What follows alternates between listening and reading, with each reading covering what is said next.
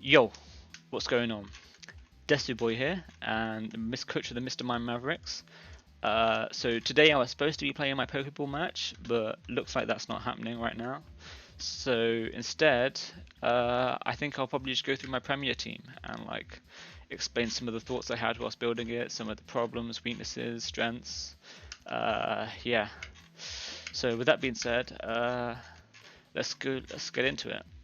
So originally, this was an I took over for I think their name's Bread or something in the server, and they luckily they hadn't played any Premier matches before I took over, which is quite nice. So it meant that I got to have my own basically my own season.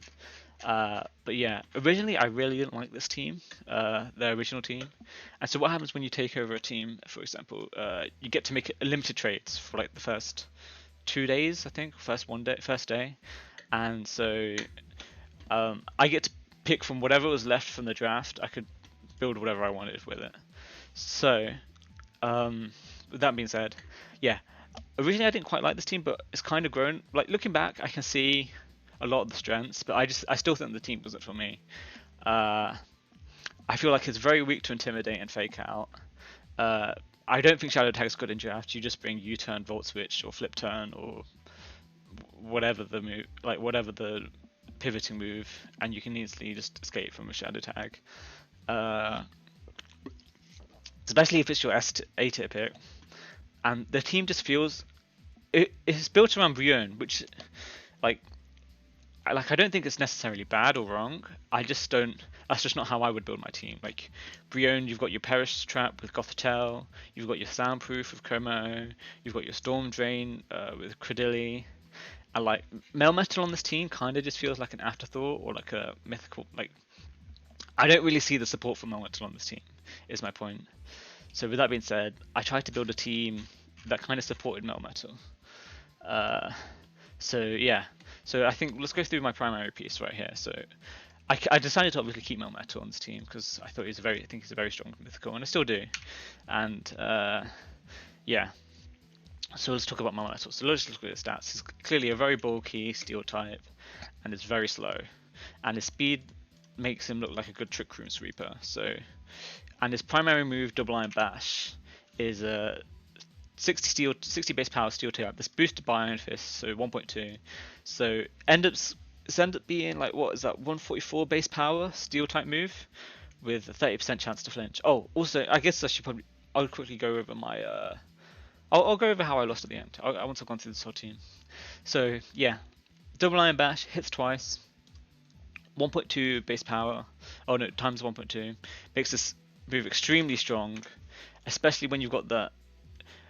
You don't really usually get to take advantage of the 30% chance to flinch just because of his speed being so low, unless you get Trick Room up. And yeah, so that's basically. Let's go over my next piece then, Trick Room. So when I first drafted this team, I wanted a reliable way to get Trick Room up, and a good cheap Trick Room setter that looked quite nice was Runerigus. And so I ended up picking up Runerigus, and he's been quite good for me for this season. So he's ground and ghost typing. I really like the additional typing. I think I much prefer Runerigus over Koffakrigus just because having an extra typing in draft is just nice just to cover your bases. If I need electric immunity in my team, like I've got it now. But yeah, so Runerigus' main job here is to get up Trick Room, and he's fairly bulky with 145 and 105. Obviously, you always invest max HP, and his Spadef isn't. He can be especially bulky if you want, and you can invest in that. And so yeah, that was the main reason I picked up Runerigus. Ghost type, so he's immune to fake out, which is always nice. And yeah, and then my next pick was basically I wanted a reliable way to get a Trick Room, and so the most reliable way to get up Trick Room is, I think Follow Me is the most reliable way to get up Trick Room. So the Follow Me users that were left, I think, was Indeedee Female and Togekiss, and so I went with Togekiss pure. I remember if we look at the tier list, I think Indeedee Female was still left, which is crazy. Yeah, Indeedee Female is still left. No one ended up picking her. Indeedee Female is just generally a better follow me user. Psychic Surge is insane. Psychic Surge for follow me blocks fake out and yeah, blocks any sort of priority move to get around follow me. So it was very, very consistent. Also, I'm not including Clefairy and Clefable just because, well, Clefairy, I don't want to use waste my A tier pick on an Eevee like Mon. Like, I just don't agree with that. And Clefable was already taken in B, I think, or maybe I just wanted Togekiss. I can't remember. But I remember the choice was between Indeedee female and Togekiss, and ultimately I went with Togekiss, which I still don't know what was the correct decision. Like I think it's very debatable, but what Togekiss provides to me over Indeedee is you've got that really high special attack, also fairy and flying, which is a very nice pairing next to Melmetal, because Melmetal's weak to ground, and Togekiss can obviously if it's EQ you can't, but generally can redirect Earth powers and high horse powers away, and also Fairy and they can each deal with each other's type weaknesses. So I felt like the type synergy was more important than Indeedee's Psychic Surge ability, which was the main reason I picked up Togekiss. Also, 120 special attack is very nice. Like, there's nothing to laugh at. And yeah, having a strong Fairy type on my team, getting that sorted with Togekiss was very nice. And having a ground immunity also, so I can spam Earthquake with Runerigus. Like, yeah, that's basically why I picked Togekiss over Indeedee. And I don't regret it. But I think you can make a case either way. Yeah. So basically, this is the core that I built my team around: Melmetal, Togekiss, and Runerigus. Let me just check I'm recording, so I'm not wasting my time yet. Yeah. So this was the core I built my team around, and so yeah, we'll talk about the next mon. So what else is Melmetal good at? So Melmetal's very bulky. So if I could get like maybe like a fast screen user or something, I think that getting a fast screens user or something was the next thing on my mind to kind of support extenuate his bulk. So if I could set up like reflect or light screen, Melmetal can just take hits and they hit much harder back. And so then the next pick I picked up was I don't know if I picked them up in this specific order, but like I'll just explain it in this order. Was Raikou, and so Raikou, the great thing about him is he's base 115 speed, and I think this is a really good speed tier, especially in draft because most mons hit the 110. Most fast Pokemon hit the 110 speed mark. Like most of people's draft teams, like fast Pokemon, like a large majority of them, fastest Pokemon will not be higher than 110. And Raikou just being slightly above that is really, really useful. Obviously there's faster mons, but there's fewer faster mons than Raikou, which is very nice. It means I can get up Reflect and Light Screen much more easier. And Snarl Snuff before they move, which is also very nice. Also, Raikou provided what I needed on this team, which is a fast electric type, which is very useful. Base 115 speed, special attack is very nice, especially considering a lot of weeks I don't need to run like Jolly. I can run like Modest and just hit 183, which is pretty good. Also run Calm Mindsets, which is the one I ran on my last week. Yeah, Raikou becomes can be quite a threatening special attacker as well. Very, very strong stats across the board. Also, important thing about Raikou is he gets inner focus. So because I didn't go with Indeedee, I knew that this team was going to be kind of susceptible to fake out. So I wanted an inner focus. I thought Raikou was a very good pickup as an inner focus mon, immune to fake out. Like, yeah, that's why I decided to go with Raikou. And then I guess we'll go over my fifth pick. And yeah, so I think I wanted another Trick Room mon, but who could also function outside of Trick Room. And I think basically to be honest, I've been playing a lot of BDSP. VGC recently, and like I had a lot of familiarity with what's his name, Azumarill.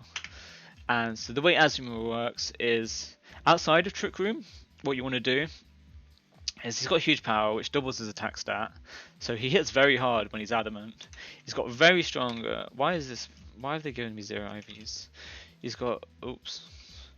He's got very, very, very, very, very good bulk, I'd say. What you do is you run like the most typical set of Azumarill is you run Belly Drum, Aquajet, and then 2 other moves. And the idea is you click Follow Me next to Togekiss, and you click Belly Drum, Aquajet, and you just Aquajet everything to death. And the thing I liked about Azumarill was that he also covers for Melmetal's like fire type weakness and ground type weakness with Aquajet, and also is a nice additional like fairy attacker, because I knew that I wouldn't be able to really rely on Togekiss every week to be my fairy attacker, because a lot of the time Togekiss was going to be supportive because just the nature of my only follow me one. So yeah, that's why I went with Azu, just so I think covers Melmetal's type weakness of ground and fire, and fighting as well with fairy. So I like the type synergy of Azu. And yeah, so I guess we'll go over. Oh, also, I wanted to basically left over from this team was Como, and I wanted to keep Como as well because I wanted a dragon. I wanted to have the fairy dragon steel core, which I think is a very nice core. And Como was just originally I didn't really have much high hopes for Como. I didn't think he was that great, and but he's proven me wrong, and I think he's actually he's very strong. The problem with Como is he's got like a glaring fairy weakness, right? In dragon and fighting, both weak to fairy, and you would think with like Melmetal, you can sort of cover that weakness quite well, but the problem with Melmetal covering like your fairy weakness is that Melmetal always moves last, right? So the fairy type's usually going to get an attack off on Como before Melmetal can move, which is less than ideal, I would say. And if you get Trick Room up, the only time Melmetal's going to move first if you've got Trick Room up, and if you've got Trick Room up, then you shouldn't be worrying about Como under Trick Room. Like yeah, like you're not going to be worrying about. You should be in the position that you're sweeping right now, not that. You need to keep one of your pieces alive. But yeah, so I think originally when I saw Como, I thought, yeah, Melmetal could cover Como's fairy weakness, but in reality, Melmetal really struggles just because of his base speed. Struggles to cover Como's weakness. I would say if you wanted to cover one of your type weaknesses, I think you either want like a fast mon or something with priority that can hit those mons. So like for example, if you had like a 4 times weakness to a fire, having an Azumarill with Aquajet, Seeker and Banded Aquajet just to pick off those fire types is very nice. Or if you had like or for example, Como would work probably better next to a Sizzle. Next season I'm drafting the Azumarill, Como and Sizzle core. We'll see about that. But yeah, I think in practice, Melmetal doesn't do a very good job at covering for Como as much as you would think he does. Obviously, he provides good switching. I'm not saying Como is bad or anything. I think Como is very, very solid. I think his most useful stat is Iron Defense Body Press, just because his highest stat is his defense. And funnily enough, Como has the strongest body press in the game. So if we look at or strongest Iron Defense Body Press. Is it the strongest body press too? Let's look at the strongest body press. Let's go to the defense stats. I know he has a stronger body press than Stack Attacker, which is insane. Is there any other fighting types? No, Como's. So yeah, Como has the strongest body press and Iron Defense Body Press. Because let's look at Stack Attacker here. So he also gets Iron Defense Body Press. Why am I typing these? We already know what. Basically, if you run so Stack Attacker. Oh, we need to. Stack Attacker is insane, and then insane defenses. But yeah, if you run Impish, so let's say 194. Basically, because Como gets stabbed on his body press, if you do 194, let's calculator. 194 times 1.5 is 291. I'm pretty sure this is right. Yeah, which 291 is higher than 2889. So it turns out Como has the strongest body press and line defense body press in the game, which is definitely his best attribute. So if you use Como, I think he's much better used in an iron defense body press sort of set rather than what he's also known for is clangorous soul, which I just think it just never in any of the practice games I've done or any of the battles, it never gets you to the sort of damage levels that you really want. And clanging scales, like coming off his special attack is just not high enough for Como to be a good setup sweeper like with clangorous soul. At least in my opinion, I haven't managed to make it work out. The great thing about Como is it's got 3 abilities: bulletproof, soundproof, and overcoat. I could bring overcoat when I was up against a sand team. I could bring bulletproof when I was worried about shadow ball switch-ins and stuff like that, and sludge bomb switch-ins for my Togekiss. And then soundproof is just if I wanna. I brought soundproof to my last games because I was worried about just in case of random snarl lowering my special attack. But yeah, Como is very respectable. You could. Como provides this team with basically, you don't know. I mean, the most consistent set is obviously Iron Defense Body Press, but I did run Special in the last week, and Special Como was very, very useful with Flash Cannon, Life Orb, and Draco. He would have won me the game if not for a certain Babiri Berry, but I'll talk about that at the end. Yeah, I have something to say about the Babiri Berry, but yeah. Como is very strong. Very good pickup for this team. I think you always want a Dragon type in your draft team just because Dragon resists fire, water, electric, and grass, which is just very, very, very useful.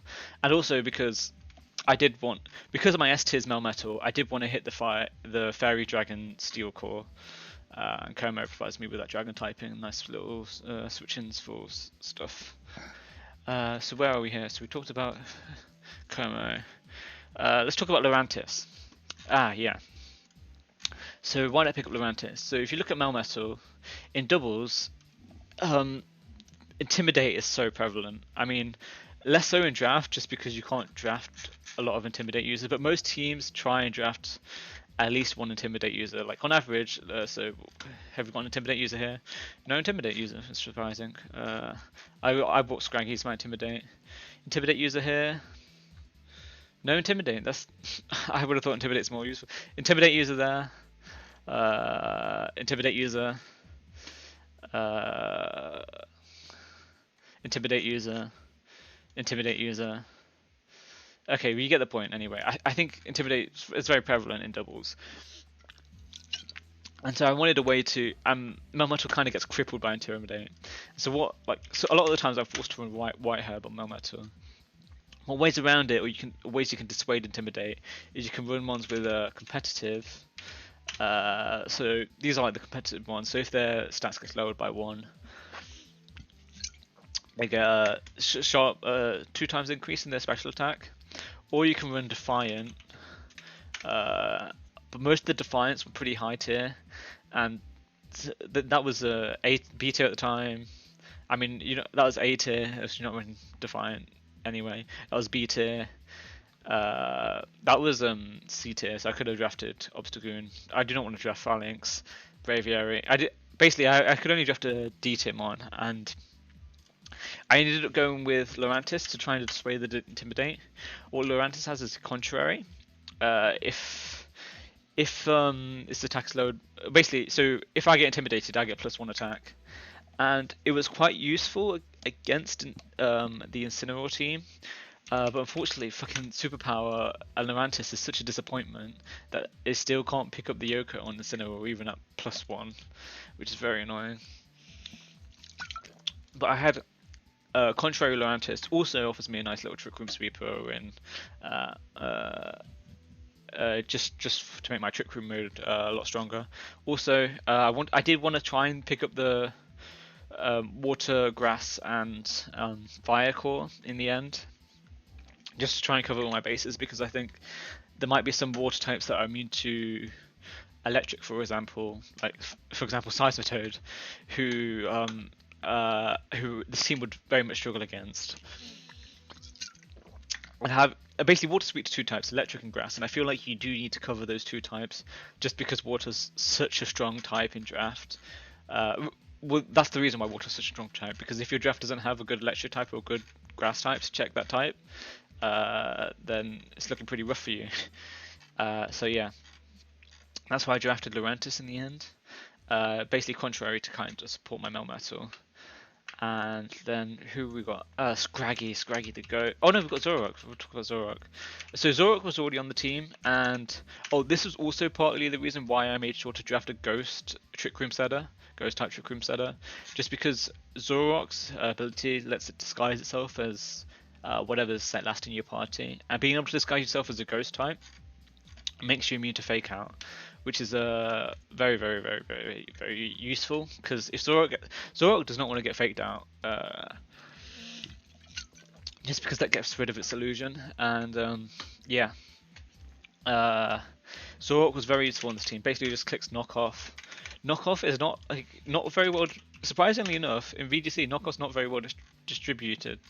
I mean, it looks like a lot, but like a lot of these mons aren't very great. Like there's not so Rillaboom is like the best mon that gets knockoff, and then a lot of these mons aren't going to be clicking knockoff. Is this VGC?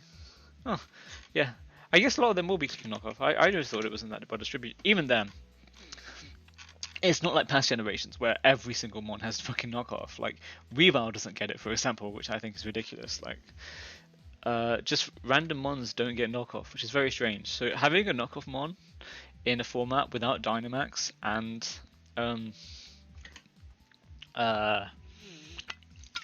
like megas or Z crystals is very useful, just because you're guaranteed to knock off an item if you press knock off, which is just, or the majority of time. Sometimes you won't be, but yeah. They have ended up moving. I do want to talk about this. They have ended up moving Zoroark. So he was originally a D tier on the tier list, but they have ended up moving him to like C tier, which I don't agree with, just because he does require the right team and support to like be good.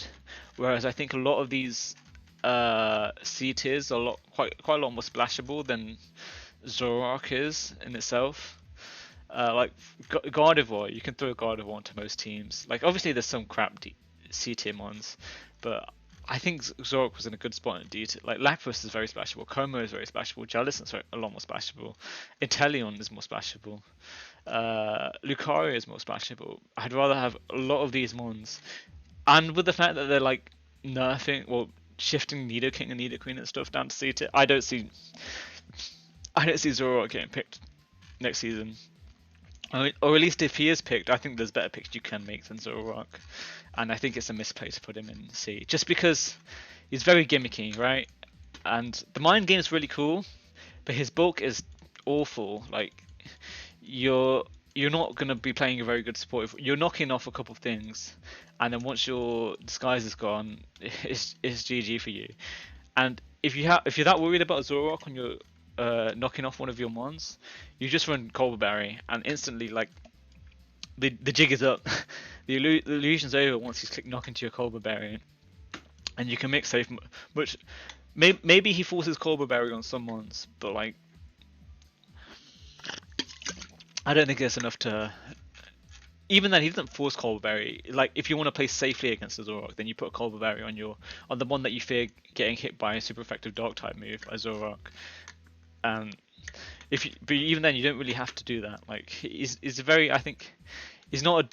He requires the right team to function. So you need to have maybe sort of Psychic Terrain or a Ghost type to disguise it as, and he just yeah, you just run Colbur Berry if you're that feared about getting. If a random Dark type move is that scary for you on one of your ones, you just put Colbur Berry on it and instantly, like, you don't have to worry about that. So yeah, I think he was at a good spot in D tier, but it seems like I've scared enough people in the league to make him move up to C tier, which I'll take I'll take that. Yeah, but he was very good for my team. 105 speed is very nice, and 120 special attack. 120 special attack is very nice, but I think knockoff is just so much more useful than Night Days or Dark Pulse, that you primarily want to be clicking knock anyway. especially in this format. Maybe if it was if it was a Dynamax format, you'd run a special Zoroark, but I think physical Zoroark's just so much more useful. Yeah, and then who have we got left? I can't remember. Let me go to my team. Uh, what are we at? Mr. My Mavericks. I've forgotten my last two were. Oh, let's talk about Rapidash. Rapidash, basically, I just wanted a fire type. I think it was either Rapidash or what's his name? Heatmore. Were basically my two options left of drafting, and I decided to go. I think Heatmore's very good in D tier, but I decided to go with Rapidash just because Fast Will-O-Wisp seemed very nice. Base 105, it goes over the base 100 benchmark, so it outspeeds a lot of things. Like I could Will-O-Wisp like a Garchomp with this. I could. It came into play in my last game where I was faster than Genesect, which surprisingly just doesn't hit base 100. Yeah, it hits base 99. So Rapidash just constantly threatened Genesect out. And it has good coverage, and you can run. I never really did do this, but you can run SD sets, and it's decent bulk around, but not great to be honest. But yeah, that's why I picked Rapidash. Basically, I was sold on the idea of like fast Will-O-Wisp, being able to Will-O-Wisp attackers before they move. Like depending on their speed tier, it just seemed very very nice. So that's why I went with Rapidash. But Heatmore, I think, is a very good one. I think it gets Fire Lash. 100% chance to blow the target's defense by 1 is very strong, and White Smoke is very nice as well to block Intimidate. Was it Intimidate? Is he physical? Oh, he's physical and special. But yeah, I decided to go with Rapidash in the end. And also Flash Fire was just. I don't think I ever used this, but having Flash. Oh no, I did use this actually. Flash Fire means you're immune to fire type attacks, which is very nice, which I used for against what's his face? Volcanion. Yeah, being immune to Volcanion's Heat Wave is just nice. Just random Heat Waves and just allows you to switch in to fire type attacks that maybe threaten Melmetal out. And then last one but not least, Scraggy. So Scraggy had Intimidate. Basically, this team has right now. So two of the I guess depending on who you talk to, but I think two of the strongest things in a VGC is the ability to intimidate and fake out. And so I kind of, and originally Scraggy wasn't available, but I think he came available a couple of weeks in to draft because someone dropped out. But yeah, Scraggy offers me intimidate fake out. That's basically all you need to know. Scraggy was really useful for this team, and he was kind of a crutch for some matchups. And having your E tier be we'll get onto the flaws of this team afterwards. But yeah, Scraggy was very important. Basically, intimidate, help Melmetal's bulk against opposing physical attackers. Just make Melmetal bulkier. He gets coaching, which is very good.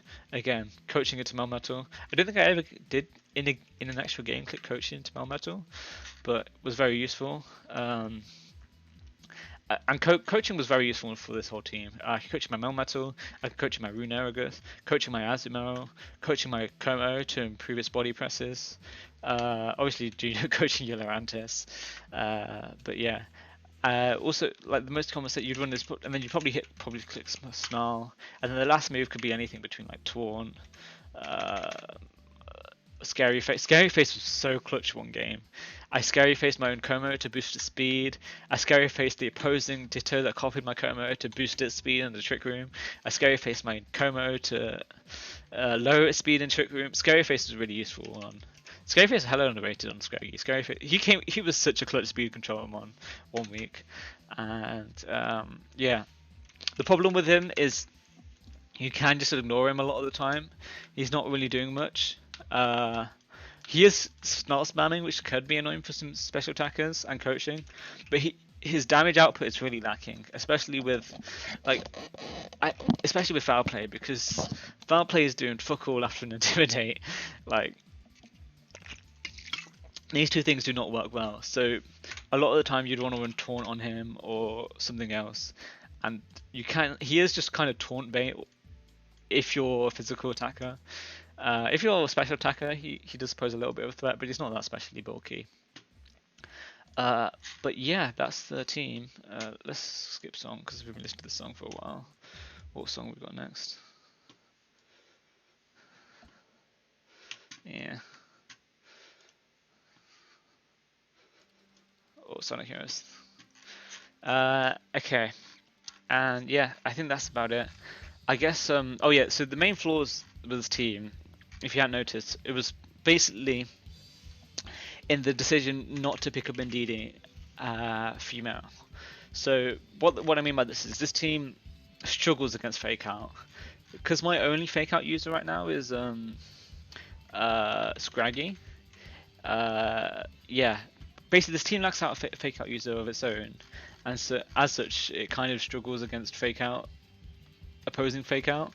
Inner focus and like ghost type is just not enough to get around fake out, like, to be honest, and that's one of the biggest flaws on this team. Melmetal doesn't like getting faked out. Turkus doesn't like getting faked out. A lot of these monsters don't. Yeah, and also the fact that basically I put a lot of weight on Scraggy's shoulders. I think is the problem. Putting like a lot on, like putting my only intimidator and my only fake out user as my E tier was probably a bad. I'm not saying Scraggy was bad, but he had to hard carry some matchups, like, which it just doesn't feel. It's less than ideal, to be honest. What else is a weakness of this team?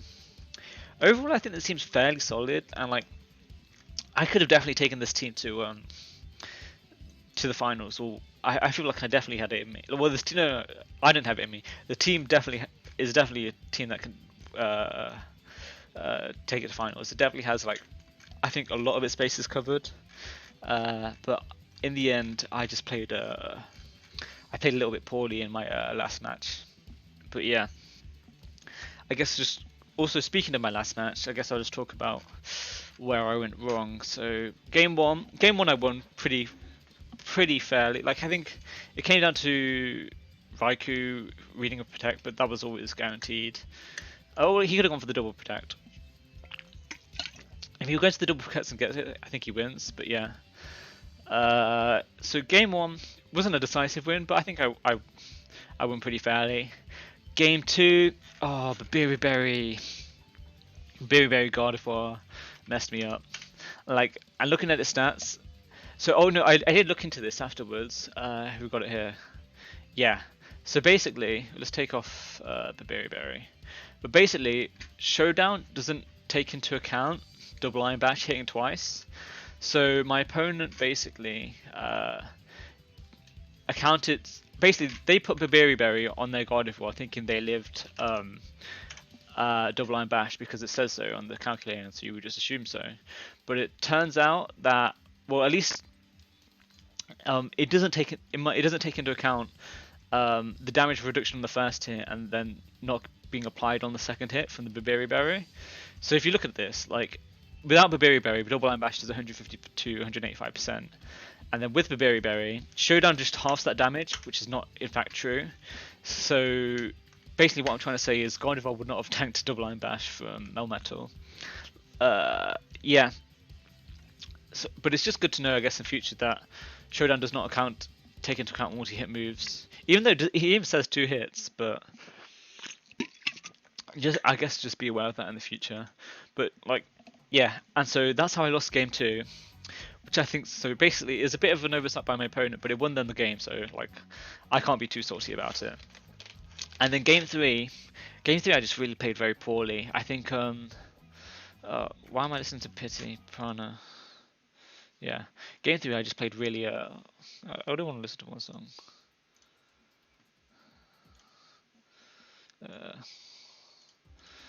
Sorry, this is all going to be one take, just because it takes so long for my PC to, like, fucking edit videos, so like I can't be bothered to sit here and wait. But yeah, anyway, so yeah, my opponent. So basically, game 2, due to an oversight, my opponent was Berry God of War, and it ended up saving them in the end due to Flash kind of not picking up the KO.